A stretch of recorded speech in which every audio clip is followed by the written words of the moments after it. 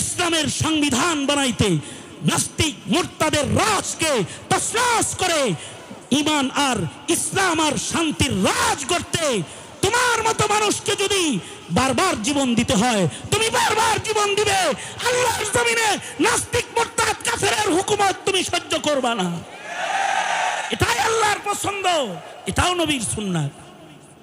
সুতরাং এ জাতি দিনের পথে চলতে ঐক্যবদ্ধভাবে সামনে বিজয়ের নিশান উড়াতে, দেশ রক্ষার্থে, ইসলাম রক্ষার্থে, স্বাধীনতা রক্ষার্থে, ইজতিমা রক্ষা করতে, কাকরাইল রক্ষা করতে, ইসলামের দেশে ইসলামের কাজ দাওয়াত ও তাবলীগ রক্ষা করতে, খাতমে নবুয়তকে রক্ষা করতে যদি উলামায়ে দ্বীন আপনাদেরকে ডাক দেয়, তাহলে নবীর সুন্নতের ডাক হিসাবে নায়েবে নবীদের পাশে দাঁড়াইতে সব সময় সদা প্রস্তুত থাকবেন তো ইনশাআল্লাহ।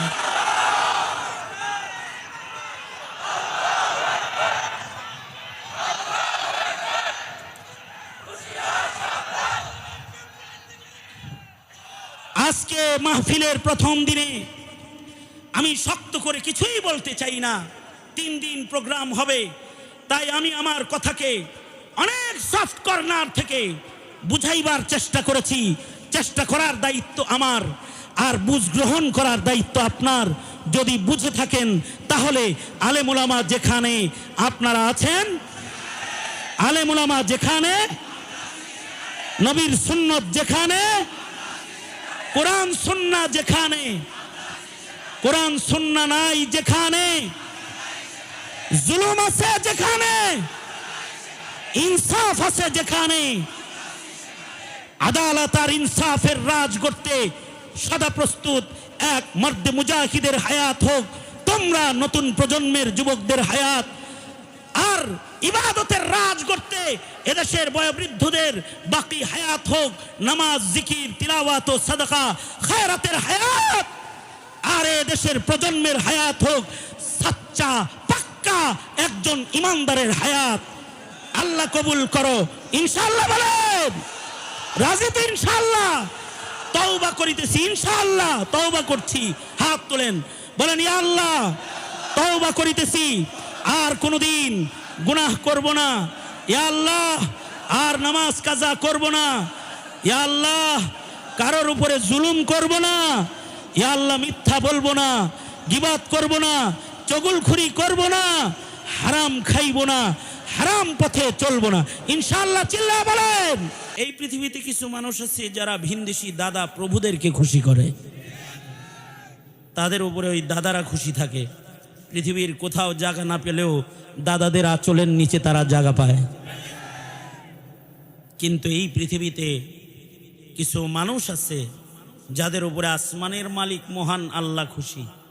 কিছু মানুষ আছে তাদের উপরে সৃষ্টিকর্তা, সৃষ্টি করনেওয়ালা, খালিক, মালিক আল্লাহ তাদের উপরে খুশি। কিছু মানুষ আছে তাদের উপরে কে খুশি? জোরে বলেন। আল্লাহ খুশি কিছু মানুষের উপরে।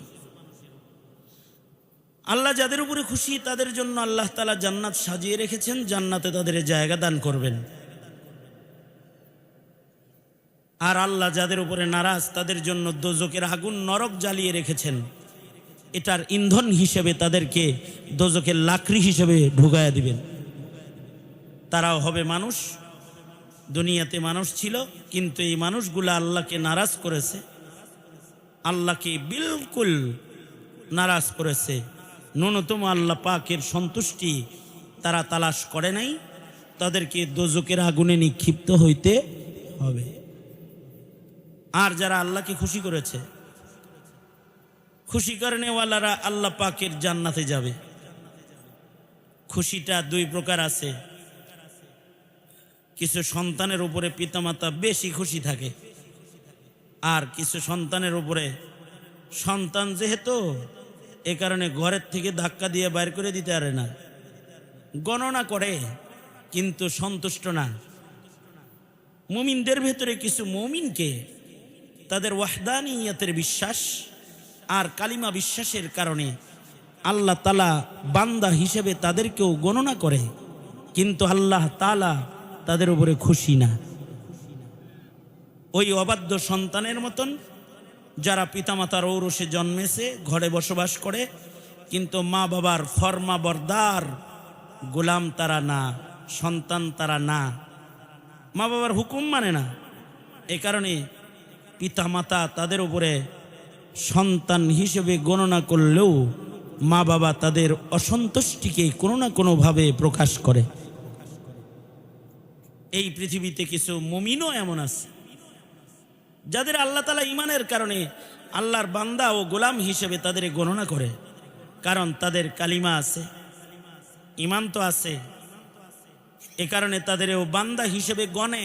বাট তাদের উপরে মহান আল্লাহ কিনা খুশি না। বুঝেন নাই? কিনা জোরে বলেন, খুশি না আল্লাহ তাআলা। তাদেরকেও আল্লাহ তাআলা দোজখে দিবেন, তবে ঈমান থাকার কারণে তাদের দোজখটা চিরস্থায়ী দোজখ না, তাদের দোজখটা হবে দোজখের প্রথম অংশের, যে জাহান্নামের প্রথম অংশ, যেখানে মুমিনে আসি গুনাহগার বান্দাকে আল্লাহ তাআলা তার গুনাহের ময়লা আবর্জনা সাফ করার জন্য, তাজকিয়াতান, তাকে পুত পবিত্র করার জন্য আল্লাহ তাআলা একটি সাজা দোজখের ভেতরে বান্দাকে দান করবেন। সেই দোজখে তাদের আল্লাহ তাআলা ফেলবেন, মগর ঈমানের কারণে। মা বাপ যেমন সন্তান হওয়ার কারণে ভালোবাসায় পড়ে অপরাধী সন্তানকেও ঘরে তুলে আনে, তাড়ায় দেয়, আবার খুঁজে মুজ্জা লয়ে আহে। কিসের লেগা? মোহাব্বতের কারণে। সন্তান যে, তা আল্লাহ তাআলা তাড়িয়ে দিবেন বটে, দোজখে ফেলবেন তাদের, কিন্তু আল্লাহ তাআলা তাদের ঈমানের কারণে তাদেরকে আল্লাহ তাআলা খুঁজে মুজ্জা আবার জান্নাতে ঢুকাইবেন। তবে বড় জান্নাত দিবেন না, তাদেরকে ছোট জান্নাত দিবেন, ফেরদাউস দিবেন না, আরও নিচের জান্নাত দিবেন। কিন্তু যাকে সর্বনিম্ন জান্নাতটাও দিবেন, আল্লাহর রসুল আমাদেরকে খবর দিয়েছেন আল্লাহ পাকের সেই দানটা কত বড় হবে বান্দার জন্য। আল্লাহর রসুল বলেন, সর্বনিম্ন মুমিনের জান্নাত হবে এই পৃথিবীর 10 পৃথিবীর সমান। কিন্তু এইটা পাওয়ার জন্য, আল্লাহ পাকের এই জান্নাতে যাওয়ার জন্য কিছু না থাকলেও তার ঈমান লাগবে। কি লাগবে? জোরে বলেন, জোরে বলেন, কি লাগবে? ঈমান লাগবে। কিন্তু যদি সে তার ঈমানকে ইহুদ নাসারার কাছে বেচে থাকে, তাইলে সে নিচের দিকে চলে যাবে। কারণ দোজখের 7 স্তর, এর প্রথম স্তরে থাকবে গুনাহগার মুমিন, আর 2 নম্বর আর 3 নম্বর স্তরে থাকবে ইহুদ নাসারা, 4র্থ নম্বর দোজখের 4 নম্বর স্তরে থাকবে সাবেঈ, সূর্য পূজারী, তারকা পূজারী, চন্দ্র পূজারী। আর দোজখের 5ম স্তরে থাকবে মাজুসি, অগ্নি পূজক যারা, তারা, যার কুফুর যত জঘন্য তার দোজখ তত কঠিন। যার ভেতরে কুফুর যত বেশি, যার আকিদাতান এবং আমালান তানাজ্জুলি যত বেশি, আকিদাগত এবং আমলিভাবে অধপতন যাদের যত বেশি, তার দোজখ তত বেশি নিকৃষ্ট দোজখ হবে। যেমন মাজুসি অগ্নিপূজকদেরকে আল্লাহ তাআলা দোজখের 5ম স্তরে রাখবেন। 5ম স্তর, 5ম স্তরটা কঠিন, এক জাহান্নাম, সেখানে রাখবেন। কারণ তাদের ঈমানের এবং আমলের নিকৃষ্ট হালাত বড় জঘন্য। ঈমান আমলের নিকৃষ্ট হালাত, তাদের আকীদাগত ভ্রষ্টতাও নিম্নমানের, তাদের গুনাহের জঘন্য অবস্থাও বড় নিম্নমানের, যা বলারও উপায় নাই, এত নিম্নমানের। উদাহরণস্বরূপ আমি আপনাদেরকে একটি কথা শুধু মাজুসীদের আকীদাত থেকে শোনাই। সেটা হলো, অগ্নি পূজারী যারা, আগুন পূজারী যারা, তারা মা আর সন্তানের মাঝে বিবাহ সম্পর্ক স্থাপনকারী। নাউজুবিল্লাহ, আরো আস্তে করে বলেন নাউজুবিল্লাহ।